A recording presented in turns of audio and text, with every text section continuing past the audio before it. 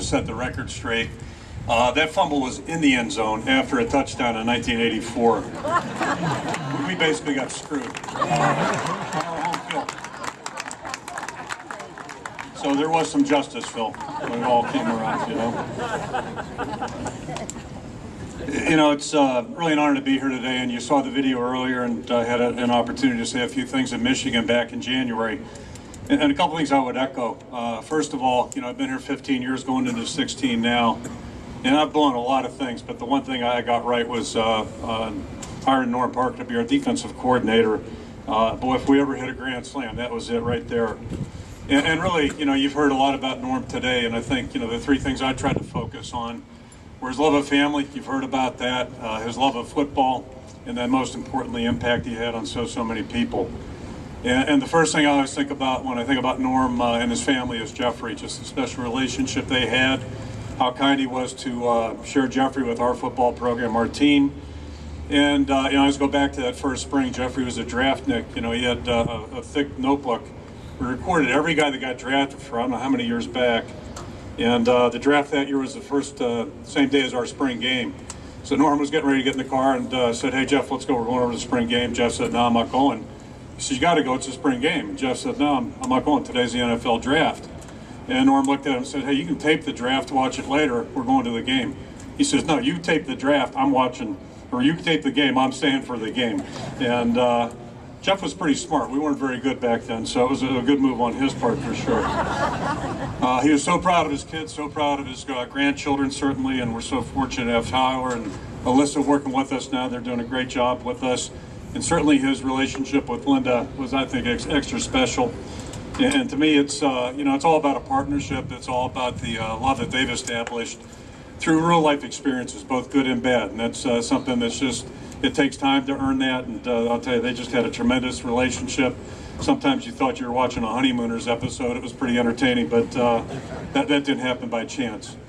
Football-wise, you know, Eric talked about the Ypsilanti defense playing against an offense back in whatever year it might have been. The Orange Bowl is really the same thing. If you work backwards, you know, that was we got a bid to play the Orange Bowl against Georgia Tech. But ran a very unique offense and a very tough offense to prepare for.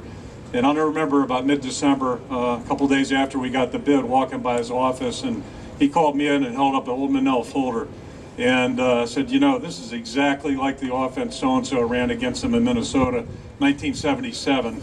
But he had that twinkle in his eyes, which he had a lot, and usually it was after a game, but he had it that day. And, you know, it was a pretty good indication that they were in for a tough game, and they certainly were. They ended up with 155 yards, got one touchdown, and he to this day would tell you that never should have happened.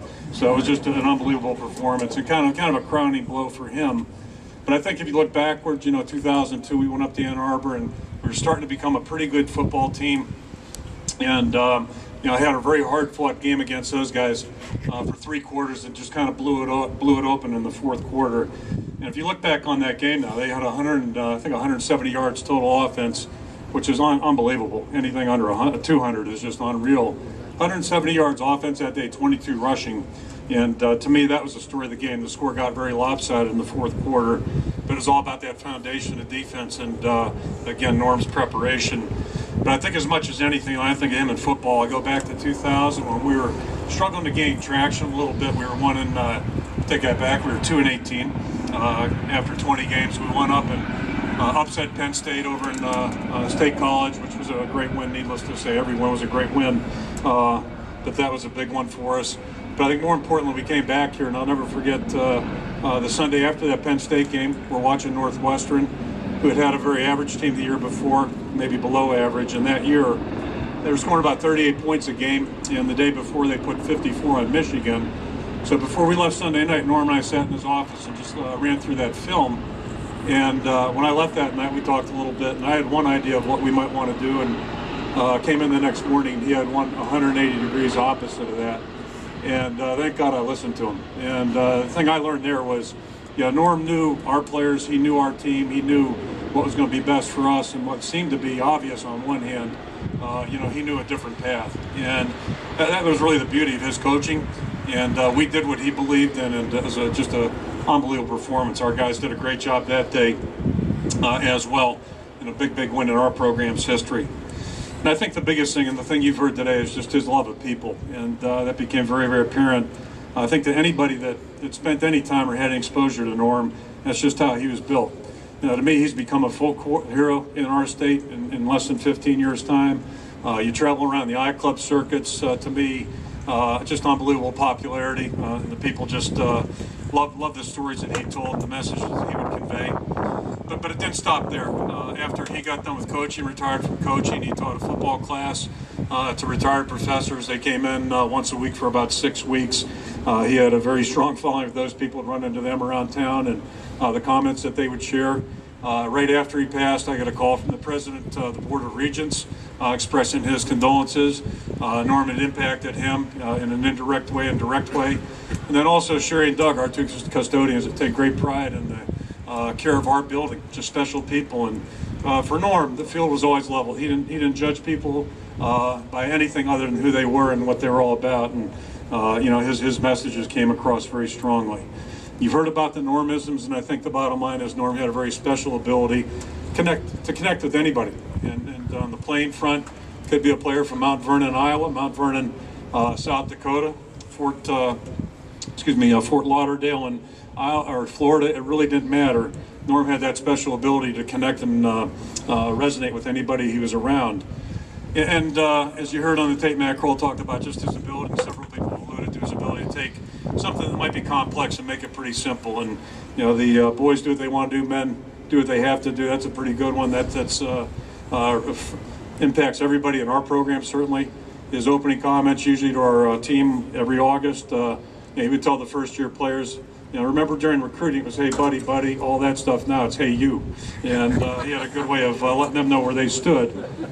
Or it might have been a phone call to Matt Bowen, who Matt and Sean, their first child was born with Down syndrome. And, Matt was to hear Matt tell it was a very traumatic time for him especially. And it was a phone call, conversation that he and Norm had that changed his whole outlook on life and certainly that relationship. And to hear Matt talk about that, that's a very powerful thing. So, no matter where you turn, there are a lot of people who have been impacted, certainly in a very positive way by Norm and his comments. And I'll go back to January. Mike Colossus wrote a column about Norm, and I think he probably said it as well as anybody. Mike said that it's very rare when a coach has the ability to be admired and respected, and that's Norm to a T, and you've heard that today, certainly. He had a rare ability to connect with people's minds and their hearts, and you've heard that from each and every person that was up here today. Abdul said just how fortunate all of us have been to be around him. Phil cited the fact that we're also appreciative just to have Norm in our life, and I can only imagine how proud he would be to watch, know how these young players have grown up, the young coaches have grown up, and I know he feels the same about his family. So it's my pleasure to bring Jim Parker up to the stand.